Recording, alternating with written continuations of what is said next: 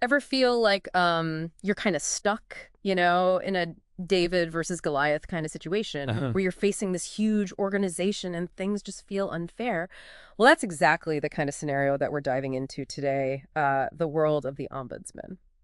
And it's a fascinating world because we're not talking about another lawyer or another cog in the bureaucratic machine. Right. An ombudsman is someone who steps in to address those power imbalances, to be a voice for fairness when the odds feel stacked against you. Okay, so we all sent in a bunch of articles and guides on this ombudsman role, and I gotta be honest, I thought I knew what they did, hmm but the more I read, the more intrigued I became. It's like this hidden world of conflict resolution. Absolutely. And one of the most common misconceptions is that an ombudsman is there to win, for the little guy to take down the big institution. Right. But that's not it at all, is it? Not even close. This RoleCatcher guide I sent over actually hammered that home. It kept using the word impartial, almost like they're referees in a way. It's exactly. They're there to ensure a level playing field, to investigate the situation objectively, and help both sides reach a resolution that feels fair and workable. It's like they're playing 4D chess while everyone else is stuck on checkers. Of laughter. What's wild is that they don't even have the authority to make binding decisions, right? It's true, they don't have that legal hammer, Yeah. but, and this is where it gets interesting, their recommendations carry a lot of weight. Okay. Think about it. They've built their reputation on being neutral, on understanding the complexities of the system. Mm. When they speak, people tend to listen. Okay, that makes so much sense. Yeah. It's almost like a soft power move. Yeah. They're not forcing anyone's hand, but their involvement alone encourages everyone to play fair. Precisely. And, we often associate ombudsmen with government agencies, which makes sense. Right. But the more I researched for this deep dive, the more I realized their reach goes way beyond that. Wait, really? So we're not just talking about fighting City Hall here. Whoa. Where else would you find an ombudsman? Universities are a big one, Okay. especially when it comes to student affairs. Yeah. Corporations are increasingly bringing them in to handle internal disputes and create a healthier work environment. Interesting. We even see them in nonprofit organizations to ensure things are running ethically and transparently. Wow. I had no idea. It's like anywhere there's potential for a power imbalance, an ombudsman could be valuable. hmm But that begs the question, what kind of skills does it take to actually be an ombudsman? Because that sounds like a tough gig. Yeah. Tough. It's like the ultimate soft skills Olympics. Oh, yeah. Remember those example profiles we pulled from RoleCatcher? Yeah. One ombudsman described their job as part detective, part therapist, part diplomat. Okay, yeah. That tracks. Yeah. So it's not just about knowing the law or the rules, it's about understanding people, right? 100%. Yeah. They need that sharp critical thinking to cut through complex situations and analyze information objectively. Yeah. But they also need serious emotional intelligence, active listening, empathy, the ability to build trust with people who might be feeling incredibly vulnerable. And let's not forget the persuasion bit, because you're not laying down the law. Right. You're trying to nudge people towards a solution they can all live with. It's a delicate dance for sure, and that's where the negotiation skills come in. Right. You're not there to tell anyone they're wrong. Mm. You're there to find the common ground, that sliver of understanding where everyone can walk away feeling like they were heard. Man, and I thought my job was tough. Laughter. So how do you even get into this line of work? It's not like there's an ombudsman major in college. Not yet, at least. Right. But RoleCatcher did a great job of breaking down the career path. Okay. Seems like most folks start at the entry level, maybe assisting a more senior ombudsman, Yeah. doing research, prepping case files, that kind of thing. There's lots of learning on the job, seeing how the magic happens firsthand. Exactly. And as you gain experience, you move up to handling less complex cases independently. That's the junior ombudsman level, really honing those conflict resolution skills, building your network, and getting comfortable with the mediation process. Okay, so you're basically leveling up your conflict resolution XP points. After.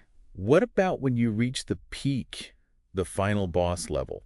What does a senior ombudsman's world look like? Think high stakes, high impact. Oh, wow. They were dealing with the most sensitive disputes, often involving people in positions of power, and that adds a whole other layer of complexity. So not only do you need to be incredibly skilled at navigating those interpersonal dynamics, but you also have to understand the political landscape, the organizational structures, all that jazz. Precisely. And the really fascinating part is that senior ombudsmen don't just resolve disputes, they often end up shaping how those disputes are handled in the future. Wait, what do you mean? Well, think about it. Okay. They're in this unique position where they see the patterns, the systemic issues that lead to conflict. So they might work on improving internal processes, creating new policies, or even advocating for broader systemic change to prevent similar issues from arising in the first place. So they're like conflict whisperers. They can sense the tension building and step in before things even reach a boiling point. That's a great way to put it, and it's that ability to see the big picture, to connect the dots, and drive positive change that makes the senior ombudsman role so impactful. This is blowing my mind. Okay, but this go. all begs a huge question. Why is this role, this whole world of ombudsmen, suddenly feeling so relevant? That's the million-dollar question, isn't it? Yeah. And honestly, I think there are a few layers to unpack here. Okay. On one hand, our world is just getting more complex. Yeah. We're more interconnected than ever. Technology is moving at warp speed. It's a breeding ground for disputes, unfortunately. And on the other hand, traditional systems like going through a lengthy legal process are becoming increasingly costly and time-consuming. Right. People want fairness, but they also want solutions that are accessible and efficient.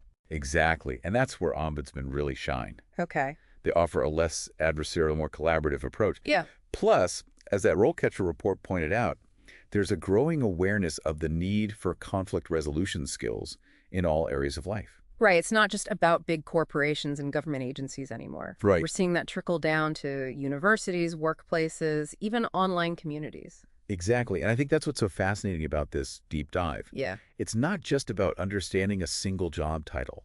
It's about recognizing a fundamental shift in how we approach conflict and fairness. It's like we're hardwired for conflict, but craving fairness at the same time. Exactly. Yeah. And, one of the things that really struck me while going through these sources, especially that piece on AI and automation, was this question. Could the ombudsman role actually expand to address those new tech-driven disputes? Whoa, you're going full cyberpunk on me now. But you know what? It makes total sense. We're already seeing headlines about algorithmic bias, data privacy issues. It's like the Wild West out there. It is. And who better to navigate that complex landscape than someone trained in impartiality and conflict resolution? Right. Imagine an algorithm ombudsman who ensures fairness in AI-driven decisions, Wow. or a data ombudsman who safeguards our digital privacy. The possibilities are mind-boggling. Okay, that's both fascinating and a little terrifying at the same time. Right. But it speaks to something we touched on earlier, this idea that the ombudsman role isn't static. It's evolving with the times. Absolutely. And that's why I think this deep dive is so relevant for our listener. Okay. It's not just about understanding a job description. It's about opening our eyes to new ways of addressing conflict and ensuring fairness in an increasingly complex world. So if our listener is thinking, okay, this is all very insightful, but what does it mean for me? Why should I care about ombudsman? Yeah. What's the key takeaway here? To me, it's about empowerment. It's about knowing that you have options, even when you're facing a Goliath. Yeah. If you're feeling powerless, if you think the system is rigged against you, remember that the ombudsman role exists. It's like having a secret weapon, a champion for fairness in your back pocket. Exactly.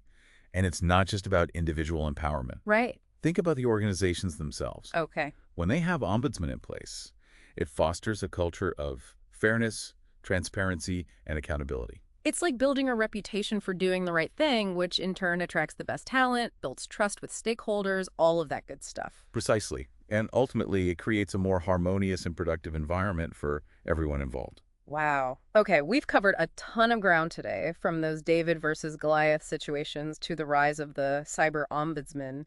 It's been quite the journey. But if there's one final thought, one juicy question we could leave our listener with, what would it be? How about this? Where might you encounter situations in your own life where having an ombudsman would be beneficial? And I don't just mean those big headline-grabbing scenarios. Right. Think smaller, closer to home. Ooh, I like that. It's easy to think of ombudsman as this distant concept. Yeah. But you're right, the principles apply on a much more personal level, too. Exactly. Could your workplace benefit from having someone who mediates disputes fairly? What about your child's school? Even that online gaming community you're part of? The possibilities are endless. It's about recognizing that we all have a role to play in creating a fairer world, and sometimes it starts by asking, what if we had an ombudsman for that? And who knows, you might just be the one to champion fairness in your own corner of the universe. Now that's a thought to ponder. Thanks for taking this deep dive with me. Until next time.